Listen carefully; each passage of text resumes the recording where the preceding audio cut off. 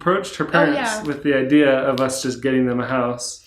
At first, it was like, oh, okay, my mom. It was mostly just my mom because we were all looking for shared houses at that point. But they're expensive. And it's hard to find one that's just perfect. Yes. You know, because we wanted all the needs, right? Right. We wanted one that had a basement entry, so they can drive up to the basement. There's no steps. So like, and that's hard to find. We have needs. We have wants with our house. Right. And then my parents had separate, different needs of their own. And so to find one house that had everything was such a challenge. And that had everything, but that was also within our budget. Or that was in the area that we were looking for, and that was in good condition. Like, there were so many things that we wanted, and on top of that, so many, like, hard to find. So it was like, it was really hard to find the perfect house. We were like, what are we going to do? When we told her parent the idea of, hey, let's just get you guys a small little home, that'll be all for you guys, she surprisingly was like, I feel like you guys are kicking us out. Wait, at first she was like, okay, yeah. I think she was shocked at the proposal and didn't know what to think. She just started looking at smaller houses, things that, could be for her and for my like dad. 5 hours.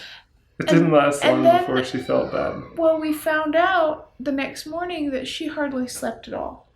And we didn't know that she was very upset, and it wasn't our fault or her fault. It was just that the reality kicked in that she wouldn't be living with us anymore. And that was very sad for her. I think, and this is just speculation, but I feel like having my parents, they were almost empty nesters. They've had 9 kids. They worked very hard to even get kids in the first place. They couldn't have kids for like 5 years. Mm-hmm. And that's all they wanted. Then they got 9 kids. And my mom and dad are such good parents. And I think, this is the speculation part, I think that it broke her heart a little bit to have the kids out of the house. All of them. Yeah. This is all she's ever wanted. She's always been such a good mom. Her love language is service. And her kids are her life. Her kids are her life. So for all of her kids to be moved away and independent, I think not need her. It's almost like the end of her life. Yeah. And she doesn't want to let go of her life. She wants to be very involved and be a part of the kids' lives.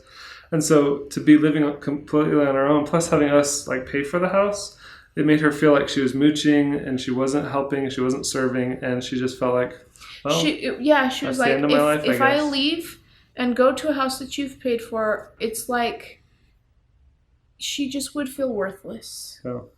And that's so sad. And we didn't realize that. She didn't even realize she would feel that way. It was just kind of until she experienced the thought process first. Yeah.